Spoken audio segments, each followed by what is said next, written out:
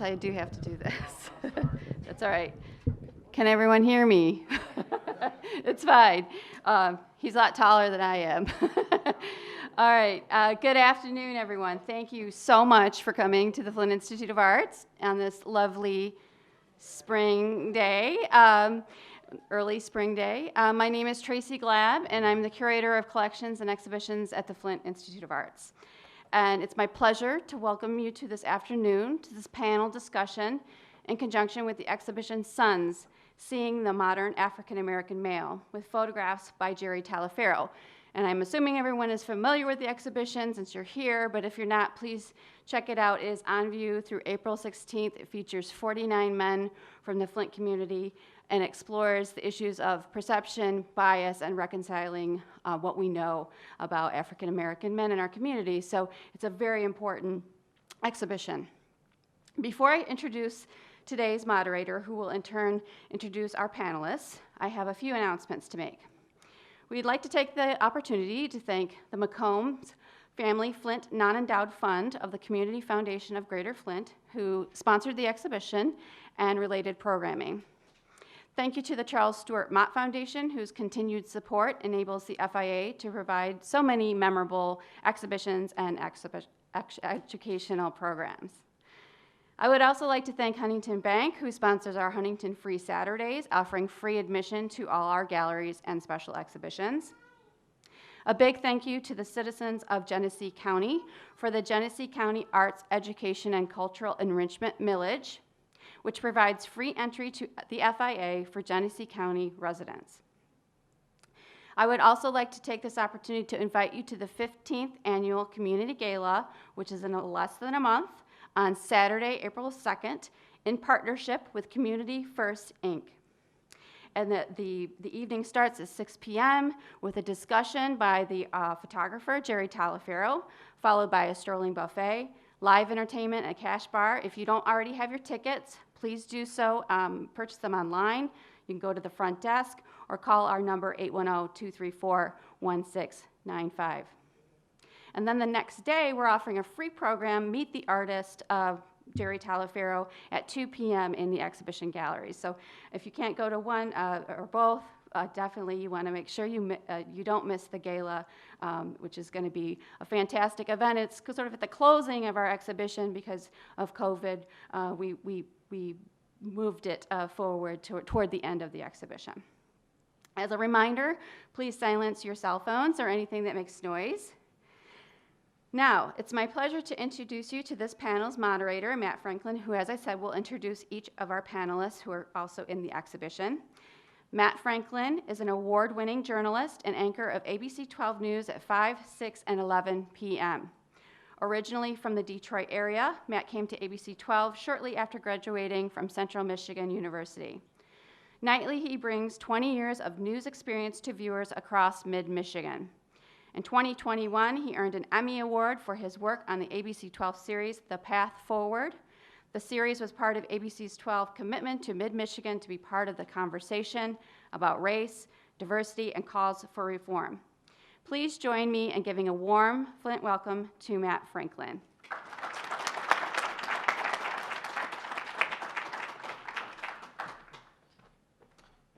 Tracy, thank you so much. Good afternoon, everyone. Let me get some of them. All right. Well, I just want to thank you all for coming out and joining us for this important and hopefully eye-opening and honest panel discussion that we're going to have this afternoon with the four men who were featured in the Sons exhibit, four of the men who were featured in the Sons exhibit. I recently did an interview with Jerry Taliaferro, who said that the recent events in our country, they have shown that there is an urgent need to have a conversation about the contemporary Black American male, who he says is part of a largely misunderstood and often marginalized segment of the American population. And it is one of the reasons that I hope that we are all here today, is so that we can have a frank and open discussion and dig into some uncomfortable topics about being a Black male in America, but also we can leave with a better understanding of what it means. Let's meet our four panelists today. Our first panel member, Bob Campbell, is a husband, father, and writer. Born and raised in Flint, he is currently a senior communications manager for the Flint and Genesee Group and author of essays and fiction, Bob also just released his debut novel titled Motown Man. Let's welcome Bob Campbell.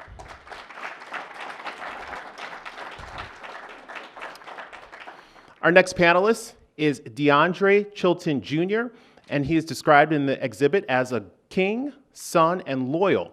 At 18 years old, he is the youngest participant in the exhibition. He attends Grand Blanc High School, where he is a member of the National Honor Society. Let's welcome Deandre Chilton Jr.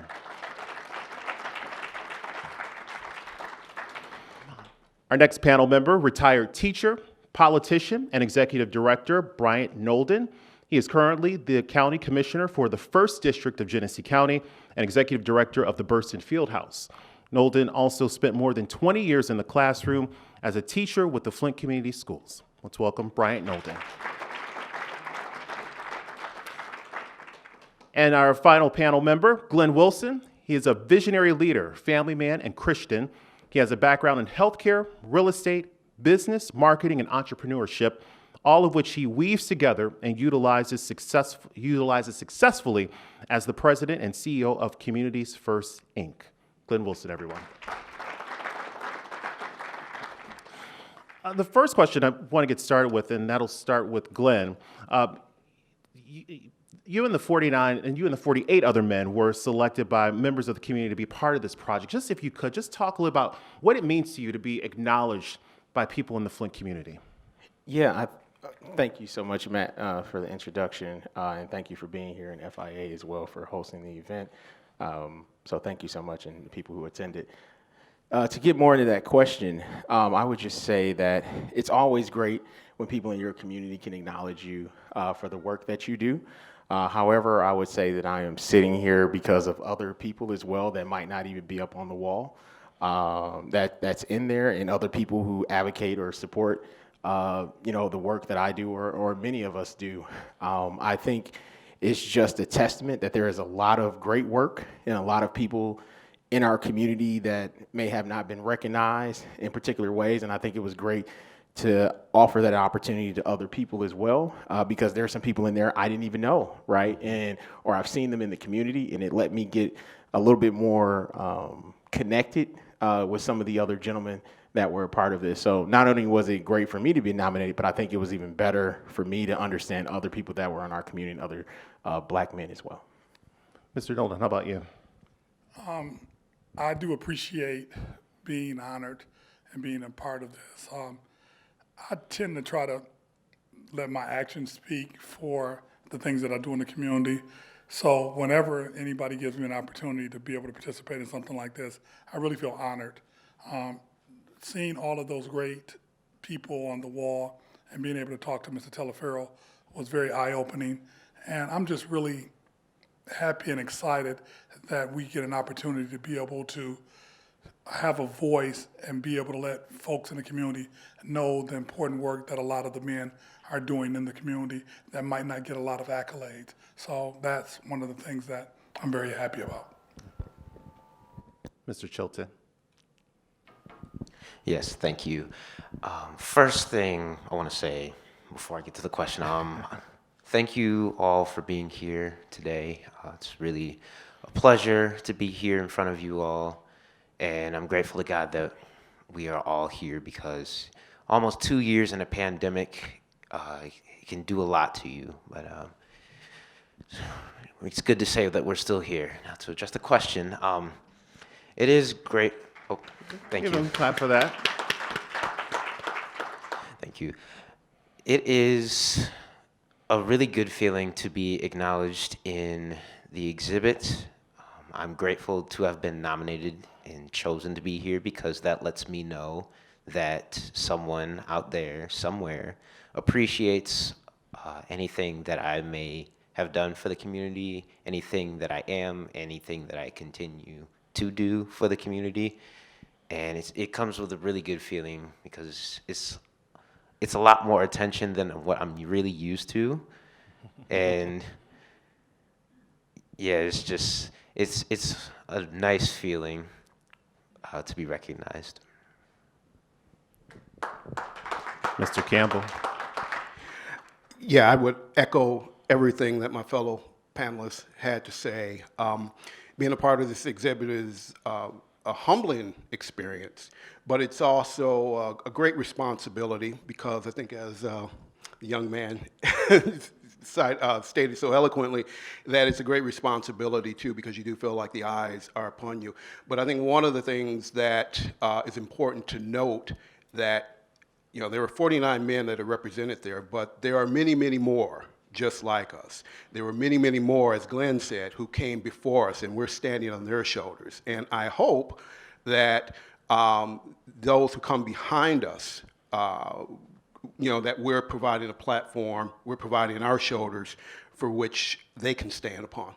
I just want to get your thoughts. I'll start with you, Bob. Your thoughts about the exhibit and the way that it's broken up. It's in two parts. You have one that starts in a dark space with just the pictures of your faces, very stoic, dark area, and then you move into a lighter, more natural environment of the pictures. What do you think that should say to people as they walk through and they see this contrast? Yeah, no, I think that's a great question, and I think it's excellent the way Jerry presented it, because there have been experiences, even today, I mean, not literally today, but contemporary experiences, where you go into a situation where you may be the only black person or the only black male. And there's been more than a few times when I've walked into a situation and you get that, oh, you're black look. And it's on one level amusing because you're like, really, this is 2022, but at the same time, it's very frustrating too, and it just still shows the degree to which there is that kind of lack of understanding, that lack of familiarity that you would expect in this day and age. So, I'm sorry. So did I answer your question? No, it did. Yeah. Well, it's also a good jumping off point. And Yeah. I'll ask Deandre, have you been in any of those situations that Bob just talked about, in which people were surprised that, this about you being a black male in any particular area? Yeah, that's a good question. And my answer to that is I don't entirely know because I generally do not look for that, but I am aware that it does happen and it is a problem, and we are working, we should be working to get that problem resolved quickly so that we can all get along in the same space. But since the first grade, I've been going to predominantly white institutions for education. And especially at that age, I definitely would not have known whether or not people would look at me like oh, you're the black kid here. What are you doing here? You know, I'm not really looking for that, but it likely has happened in the past. I have not brought any attention to it because giving attention to something can be a form of giving power to it, and I would not want to empower such a precarious situation. Mr. Nolden, I do want to I'm going to ask you a different question because you are the most seasoned of the group that we have on here. But does this speak, but with that seasoning comes the question, does that speak to the change that we're seeing, the shift in our society that we're seeing about the perceptions of black men? I definitely think that it is changing the perception. And, you know, just to kind of go back to it, you know, looking at those pictures, to me, it's like coming out of darkness into light. And that's the one thing that I actually took from that. So I think that we're actually seeing a shift in the mindsets of the community because we have so many great things to offer to society, and we just like everybody else. And if a person looked at the inside of a person instead of the colors, I think we'll be a better community. And I think that's one of the things that with this exhibit, he is trying to convey, in my opinion. So that's one of the things that I actually took from this, from the experiences. And then, you know, some of the questions that Mr. Teleferro asked was very, very enlightening because, you know, I shared with him about the story when I was a kid. I went to a predominantly black school, but a lot of my teachers were white. And I remember in the second grade, they had a reading program in the city of Flint called This Star. And this started messing me up academically for about 5 years because I never could get the phonetics and all of that down. And for a number of years, I was always reading 3 or 4 grade levels behind. But when I was in the 7th grade, my mother took me to St. Agnes. It was a nun there, a white nun, that I went to 3 times a week for reading. And that's where I got the passion for reading, and that's why I wanted to go into education. So it's all about, you have to look at the inside of a person and not the color of their skin, because there's so much more to a person when you look at the inside instead of looking at the outside. And Glenn, anything that you want to add to that? The only thing I'll add is, I guess there's a couple things. It's one, I like how, like when you said what Jerry did with the photos of just being your face, just with narrative, right, and narrative change. And when you think about what's happening, when most people see, and I say most, not all, but some people, when they look at me, they're automatically feel as though I'm aggressive, right? Just because I walk into a space or I walk into a particular room or I say something, just because, sometimes because the way that the narrative has been shifted around Black people for generations, especially Black men, is like, comparison to gorillas or monkeys, or that we're not beautiful, that we are this Black lethargical animal. You see what I'm saying? And what he did was displayed it in an elegant and graceful way, because when you think about it, it was black and white, right? The photos are black and white. Right. And when you look at those photos, it really gives you an ability to look at the photo, see the individual, and just see their face, right? And it's like, and so one thing for me is when I walked in there, I was like, I'm not afraid, right? And I was like, I'm wondering if other people, when they walk in there, I'm wondering like the emotions that it inspired or invoked into people when they look at art, when they walk into the space and saying, whoa, is that too many Black faces? Like, is this, you see what I'm saying? Or right. Was it oh, wow, like, because he put it in a very elegant, graceful, nice lighting, just, if everything was all perfect and you didn't know anything because it had no background, all you could do is focus on the face and who the person was, right, in black and white. And then, as he said, from light to dark, from dark to light, but then I'm still this same person that you see in the community, and this is the totality of me, right? So now it's the background, it's brighter. So it's like, I'm still this same person that you saw here that was just the face, and then now this is who I am in my full exuberance, you see what I'm saying, of an individual, and the light that really of who I am and how you should see me, right? As the same individual that's in black and white. I didn't make you afraid, and now you see me. And then being on the wall, right, and being, displayed in the gallery, right? It's also we as Black should look at ourselves as well as art, right? Just like other people look at themselves, and we should value ourselves. And hopefully that what Jerry was doing, and I had a lot of time to talk to him,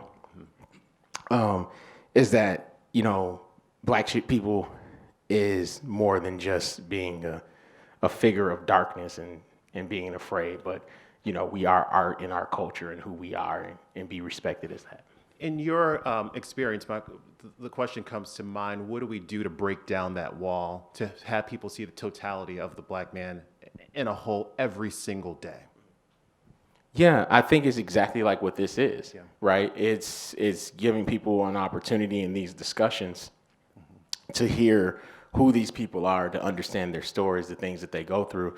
Because anytime you sit in a room and you talk to people, on a daily basis, you find out that you have more commonalities than disappointments and, or disagreements. And so to give you an example, like, one of my, mentors is here, like Gary Haran, and like we sit down and we talk all the time about particular things, even about like me being Black and him being Jewish, right? And we have like these deep conversations where we can have these dialogues, but not only does it help me open up my eyes to how he sees the world, but it also allows him to open up his eyes and how he sees the world, right? And how we view and how we can have those conversations. So I think it's having the ability to have these discussions. So it's not just being on the wall, but it's also people being open to having those deep fruitful conversations.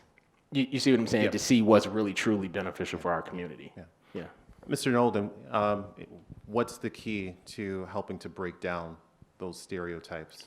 I think communication, being able to have healthy dialogue and be able to understand that we're all different. We all have our different opinions and different things about certain situations, but being able to agree to disagree, but do it respectfully. And I think that is the key, because that's one thing that I pride myself on. I can talk and communicate with anybody, and I can understand where they're coming from. They can understand where I'm coming from, but we can always come up with a common ground. Right. And I think that's key to being able to understand that we are all God's creatures, and we all have to be able to get along, and we all have more things in common than we have in differences. And once we be able to understand that, I think we'll be a better society. Mr. Chilton, your thoughts on how we break down any particular stereotypes people might have about black men? Yeah, I want to take a moment to relay one of my favorite quotes from George Santayana that says, "Those who don't remember their history are doomed to repeat it." And I believe that in order for us to break down these stereotypes that people have of black men, we have to remember where we came from and move forward in a sense that we're making progress from what we once were. And that'll allow people to open their eyes to our abilities, our capabilities, our potentials, as well as their own in the same sense. And Bob? Yeah, I would say that part of it means being present. We have to be present in the different spaces and be willing to acknowledge that this public space, this business, this endeavor is as much ours as it is anyone else's. And certainly that puts some responsibility on us as men, as individuals, but it also puts the responsibility on the broader community in respecting our place within this community. And so being present is very, very important. Not that it's always going to be easy, but with that first step, you're eventually able to walk and then eventually run. So being confident to step out there. And I just want to say real quick, I appreciate you acknowledging Brian as the oldest, even though I'm the oldest. I was talking about in terms of experience. I was not talking about age. Just putting it out there. I was talking about. I apologize. I was talking about in terms of experience. No, in experience. But the next question that I do have is talking about and being real about what it means to be a black male living in 2022. And Deandre, but I want to start back with Bob and then go back around. If you could just express to people, what does it mean to be a black male living in 2022? What are some of the things that that you experience on a day-to-day basis that people might not know, that might surprise people? Sure. So let me start with a little bit of history. My grandfather was born in 1898, and my grandparents, on both my mother and father's side, were part of the Great Migration, moving up from the South to work in the auto factories from Georgia and Mississippi. My father served in World War II in a segregated army, legally segregated. They weren't allowed to serve alongside their fellow white soldiers. And when he came back to the U.S., he was still treated as a quote-unquote second-class citizenship. Now, we aren't talking about something that's 200 years ago. We're talking about something within my lifetime, and I'm 57. But we're talking about something within my lifetime, so there's that direct connection there. And so you jump ahead now to today, and while there certainly has been progress, there's also been situations involving individuals like George Floyd or Ahmaud Arbery, situations like that, those are certainly extreme examples of that. of sort of the discrimination, the differences you experience, but there are also these smaller cuts, so to speak, that you experience. And so while things that you may experience aren't as blatant as it maybe perhaps they once were, there are those subtleties that you still encounter from day to day. I talk about experiences where I've gone into certain interviews where, in having spoken with a recruiter on the phone, or a recruiter having seen my name, Robert Campbell, I mean, how,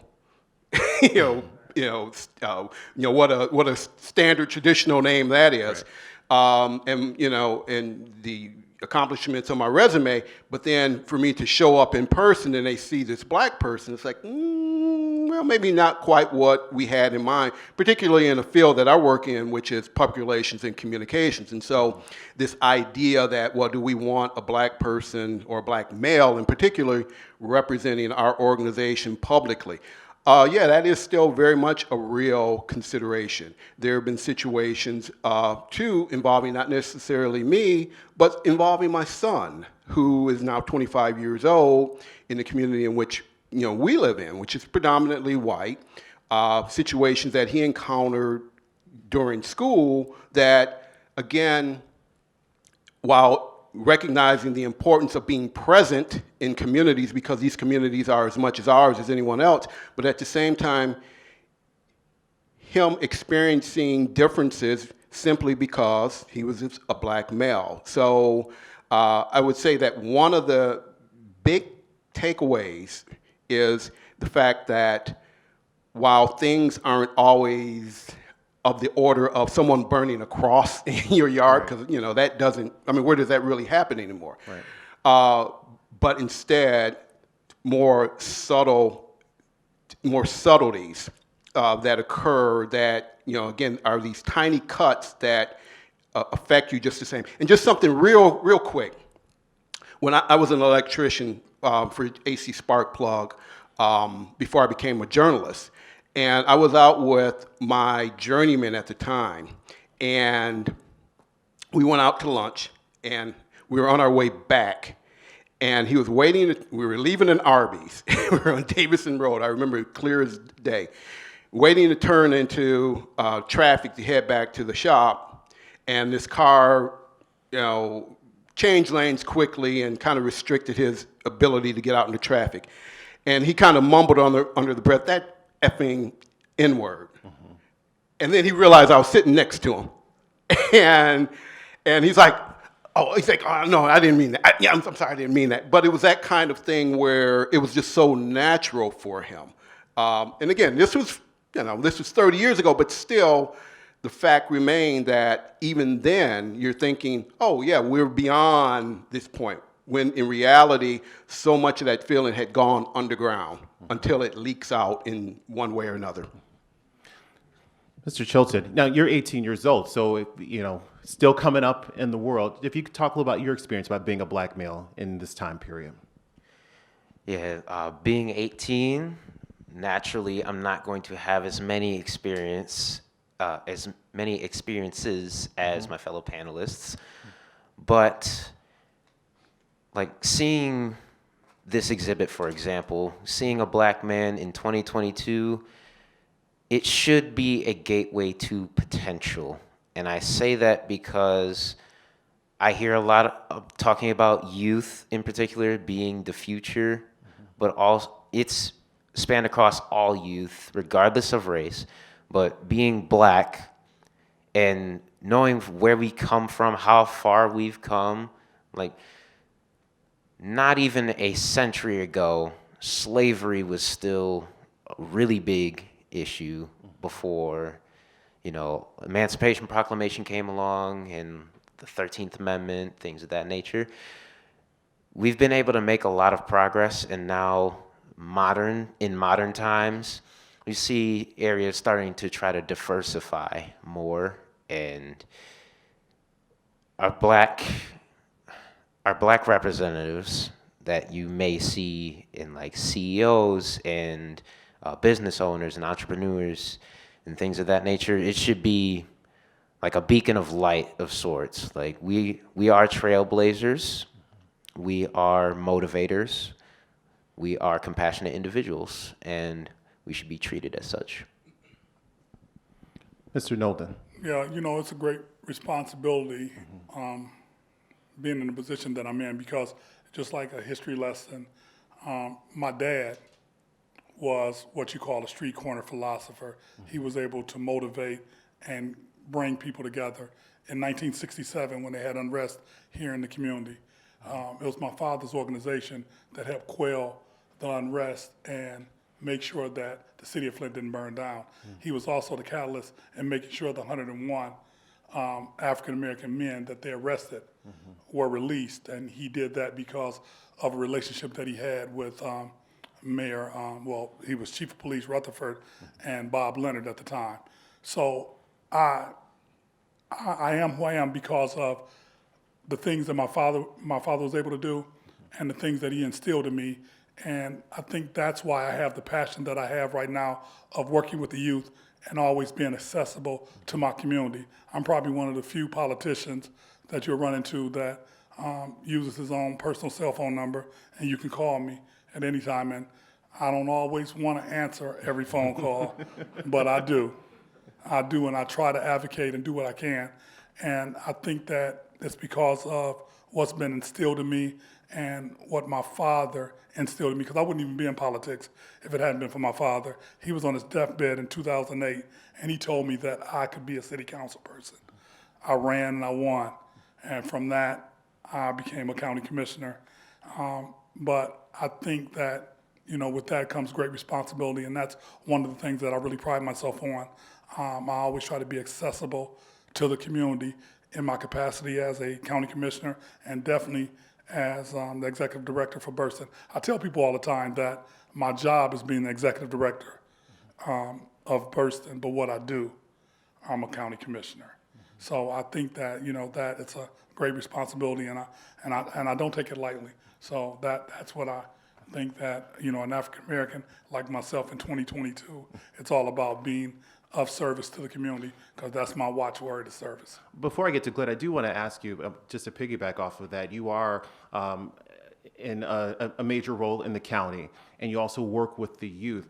What changes have you seen in the youth that you work with, the young black men in particular, in working with them and seeing such a positive role model like yourself? Prime example, right before I came here, we have a youth mentoring program called the Lamplighters, and we had a young man who is a student at West Point. He came in to talk with our kids today, and to be able to give those kids that experience is great. His name is Mark Miller III, and he came in and did a wonderful job to just let those students know that what kind of opportunities out there. With the scholarship that he got, he's getting almost $500,000 free education. But it takes hard work, and I think that's what we try to instill, and that's one of the things that I'm really proud of from my work at Burston, is we're giving kids an opportunity to see things that they've never been experienced to. And one of the greatest things that I think that happened to us is when we were included in the art education and enrichment millage, because now it's opening up all of these kids to things that they might not have never had an opportunity to participate in. A lot of the kids in North Flint didn't know about a lot of things that happened here at the FIA, at the FIM, Sloan Museum, and others. If they didn't go for a field trip at school, they wouldn't know that. But because of the partnerships now, we're able to give those kids those experiences. Coming up, we have a recital that we're going to do our 40th year for the dance studio. We're doing it back at the Whiting Auditorium. It hadn't been at the Whiting Auditorium in 15 years, and we did it the year before the pandemic. We're going back, and we're bringing a lot of our students who have participated over the last 40 years. They're coming back to participate, and then all of our younger students get a chance to see some of the great work that they've been able to do. So just being a beacon of hope for the community is what it's all about, and that's what I'm so proud of. And that really can change the trajectory of any young person's life just by seeing it. Absolutely. Mr. Wilson, I do have a different question for you, because I was watching the audio-visual portion of your exhibit, and you talked about it has not been an easy road in being a black developer.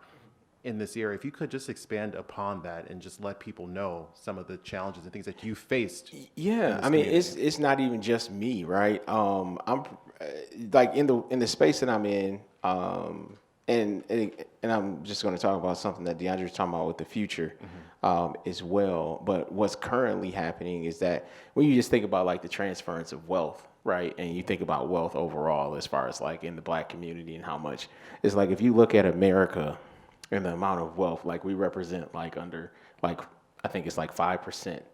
Right, of like wealth, like to be in the top echelon of wealth, right? And so when you think about how much money and how much of a gap that is, right? And then also when you start talking about access to capital, right? Access to capital is even lower than that 5%, right? So the space that I'm in is when I was looking for people that look like me, like when I was getting started, you know, in real estate probably 15, 16 years ago, I didn't see a lot of people, right? And the ones that I saw that looked like me were sometimes they were and I'll talk about this a little bit. But some of them were like bitter because of like the things they had to go through, and they really didn't want to open up like space for another young Black, because it's like, hey, you know, I've done this. You need to basically go through your road, not trying to like find ways to open up opportunities for me. So it was like, wow, I only could talk to 2 or 3 people, right? Like probably in the state. And then you start looking at the Midwest, it was like, okay, it might be 10 large. And so in this development real estate space, there has been very few people that's, especially people of color, because of the access or the knowledge base to be able to garner that much information or that much access to capital to do these particular things. And what happens is I don't feel like I'm special, right? What I also feel like there's a responsibility for me to open up access and opportunity for other, you know, younger people, right? So I don't become the old, bitter Black developer that don't want any other younger, you know what I'm saying, younger African-American or even any other younger developer, right, that comes to me. But it's my responsibility to look back and try to pull forward and open up access and opportunities to others. But I can't tell you, and I'll just say this as well, when you said about being a Black man, I just want to answer that one. There's a huge responsibility, right? Because the responsibility that we hold, which is, whether people believe it or not, is when one Black person messes up, or one Black male, it impacts all Black males, right? So tomorrow, if you heard, which you won't, but Glenn Wilson stole $1,000, then my relationship that I had with everyone in the community, it'd be like, man, I really trusted that Black guy, Glenn Wilson. Yeah. And then that impacts BB, that impacts Deandre, whether you realize it or not. And then that impacts Bob when he's looking for $1,000 later, right? Because it's like, you know, we all hold the burden of each other. Yeah. But we also got to find ways to work with one another to really open up opportunity. So I also look at myself as, how do I be a conduit with the access and the resources that I've had to other people in our community to build those other additional resources in the development space? And if people can't get to them, how can I help bring more of those resources to the community to help solve some of these economic problems that we have? One of the questions that Jerry had asked you, I don't know, I'm not sure if he asked everybody, but I just saw in a couple of the clips, he asked about coping, especially when things get very stressful. What are some of the ways that you cope? We all have our own ways of coping. Yeah, couple ways. I mean, I pray, you know, I might, you know, go to my gym. I'll call Gary and complain for 45 minutes, and he'll be like, you know, I got to pay him a nickel. Or, you know, I'll spend time with my daughter. That's like one of my great coping mechanisms, right? Is like to get my daughter or my wife, and we'll sit there and talk. But watching my daughter run around and playing with her, I mean, those are ways that I'm able to cope. It's really just to sit back. It's okay to vent sometime and then try to find a way to solve the problem. But my coping is really, you know, releasing to people that I know that care about me, that can just listen, that has my best interest at heart. And that's a very small group of individuals that I can, you know, release that information to. I can probably count like 5 people on my hand that I can do that with. But That really helps me. Thank you. Yeah, 'cause I don't think people really realize the mental stress that we take on too. So we all do it in our own different ways. And Mr. Nolden, how do you cope? Actually, I pray a lot, Yeah. but during the summer, anybody that knows me, and I know Lynn can attest to this, on Tuesday, I cut grass. And it's grass in the neighborhood that I live in, so it's like land bank property or vacant lots. I have a 60 and 0 turn, so I put on my bib coveralls, I put on my cowboy hat, and I cut grass, and I start at 7:30 in the morning, and I might cut to like 11 or 12. And what I do is it lets me just kind of think, decompress. During the winter months, when it's snowing, I got a plow truck, and I plow snow and I can just be by myself, and I can just decompress. That's how I cope. I used to play a lot of chess, but the people that I used to play with, they can't beat me anymore. So I haven't been playing as much as I used to. But that's how I do my coping. Have you met Deandre? 'Cause I heard he can play, and we're going to have to play. We're going to have to play. Deandre, how do you cope? Yeah, specifically with like stress and, anguish, I try to resort to listening to music and making music. I've been a musician officially since age 7. I started playing piano. Then I sort of ventured out to a couple different instruments, but yeah, I find a mode, like a real inner zen when I resort to music because it's just been with me for so long. I have a lot of trust built up in it. And Bob, how do you cope when things get too stressful? Well, I have a wonderful family, a beautiful wife who's seated down here to my left. But also, I do a lot of writing, and that has allowed me to sort of dig into some of the experiences, whether it's by way of essay or some fictional work, to explore and kind of share some of the experiences that I've been a part of or that I have observed. And then I would also say that exercise is one of the things that I do too to reduce stress and try to stay healthy. Yeah, we all have our own ways. You plow, I vacuum. That's my thing is vacuuming. You can think a lot. I solve all the world's problems when vacuuming. As we begin, you want me to come over and vacuum? As we start to wind down, I guess my final question is one of my final questions. The exhibit asked the question, "Who do you see?" And Bob, I'll start with you. Who do you want people to see when they come in and they look at your picture hanging there on the wall of the second largest museum in Michigan?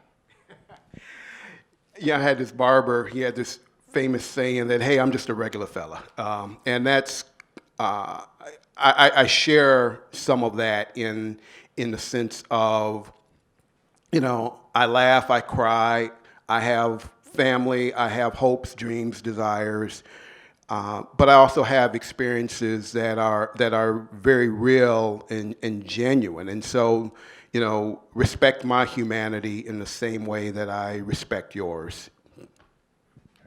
Deandre, who do you want people to see when they look at your picture in the hall across the street, or across the hallway?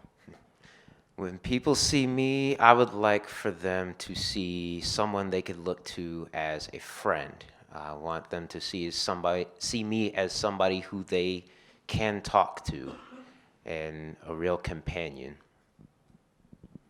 Well, when they see me, I know they see Bryant Nolden, but I want them to see me as BB because that's what everybody calls me. That's been my nickname. And to see a person that's about the community, about helping anybody that he can possibly help, and doing the right thing for the right reason. And Glenn? Yeah, I would like people to see when they look at me that I'm accessible and that I'm here, right? Because I think what happens a lot of times in the community is like people see you, but like they intentionally try not to see you, like on purpose, right? And I think, it gives me a level of like, I'm here, right? I'm also accessible.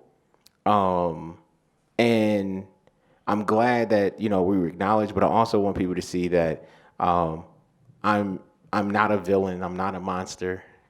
I'm a person in a picture. And you can reach out to me and like I'm touchable. You know what I'm saying? I'm touchable. I'm accessible, right? And reach out to me. And I hope that's the feeling that people, get is that, yeah, it's great. And, you can read the accolades or whatever, and that's great, right? It's like, oh, wow. However, you can still pick up the phone, just like what BB said. Sometimes people think because I'm, we doing multi-million-dollar projects, like I'm just the most inaccessible person in the world. It's like you can literally send me a text message, you can call me, and I will answer the phone, right?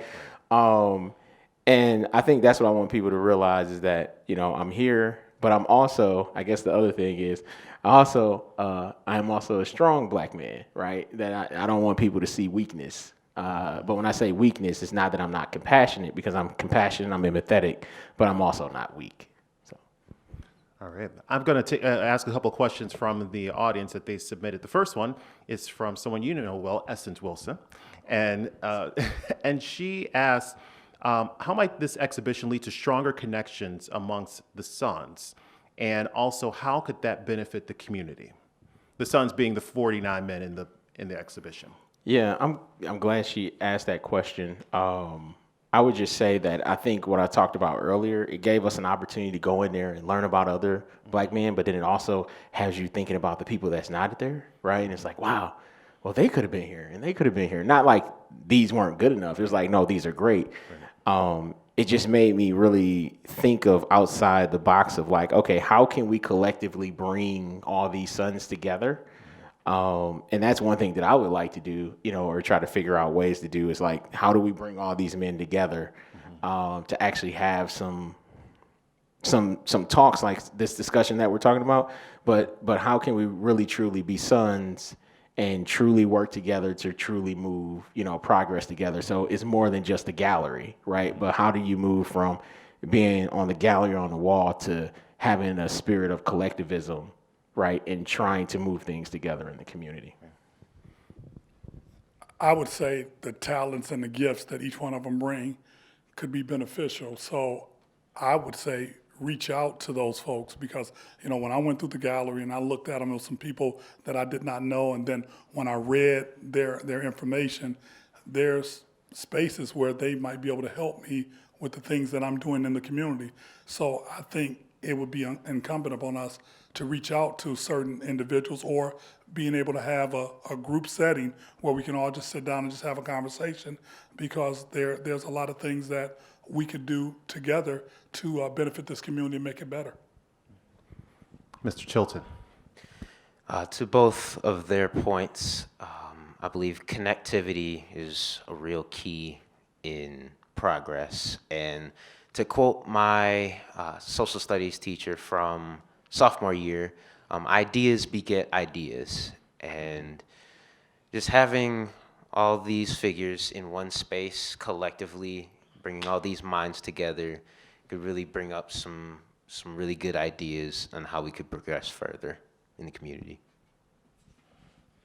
Mr. Campbell, how do we, how might this exhibition lead to stronger communities amongst the sons, and how could that benefit our community?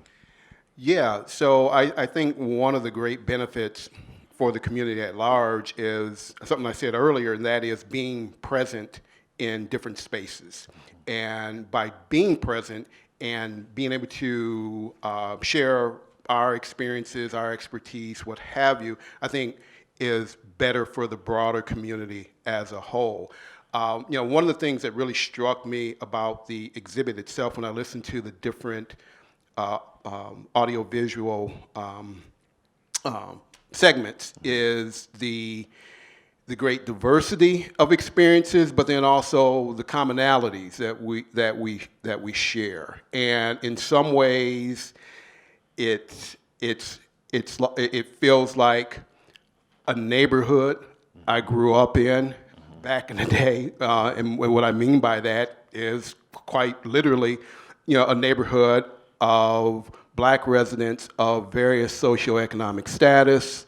I had teachers, architects, doctors, as well as factory workers and so forth that lived in the neighborhood that I grew up in, whereas now we're very much diffused, and so we kind of feel like maybe we've lost a bit of that thread. And so as much as anything, the strength that I feel is the fact that, hey, we're represented in multiple areas, multiple disciplines, but we are present. And I'm going to start with the final question from the community. What legacy, if any, would you like this exhibit to have on the community? What would you like people to walk away with, the feeling that they will walk away with once they finish going through the exhibition? Me? Yep. Again, the great diversity of faces and experiences that you see there, I was just really humbled by it, blown away by it. I know a number of the men that are represented there, some of whom, it's going back to my childhood. There are several guys in there that were boyfriends of my one of my older sisters, and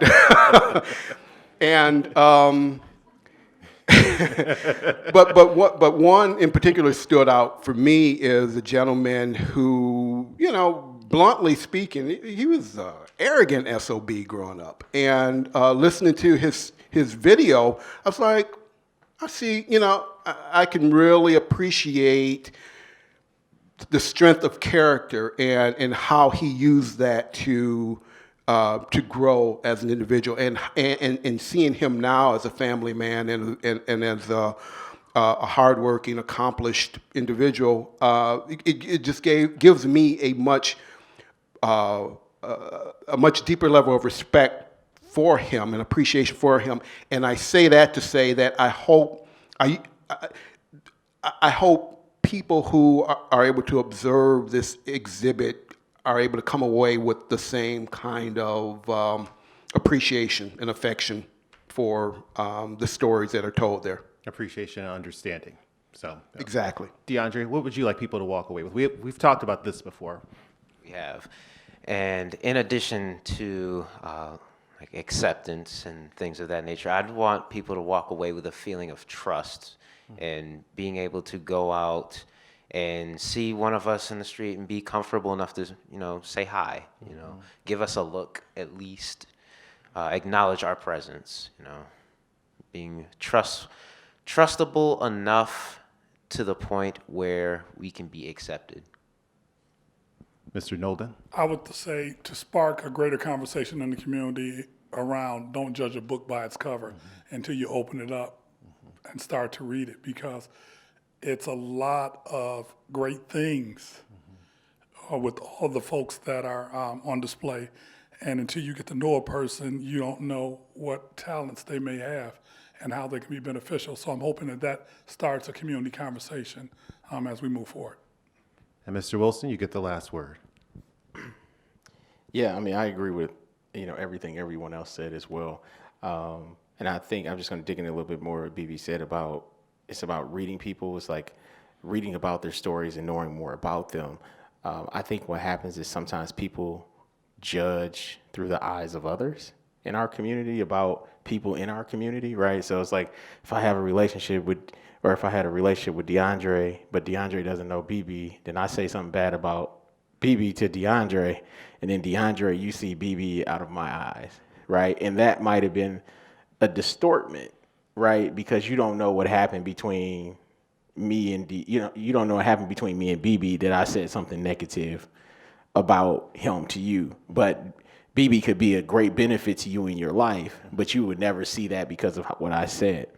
And so what I hope the exhibit does, it really, what BB was saying is that it opens up people's minds and perspectives to say, okay, I need to take a step back and not look at the perceptions of what people told me and what I feel that might not be true or might be based in someone else's vision, right?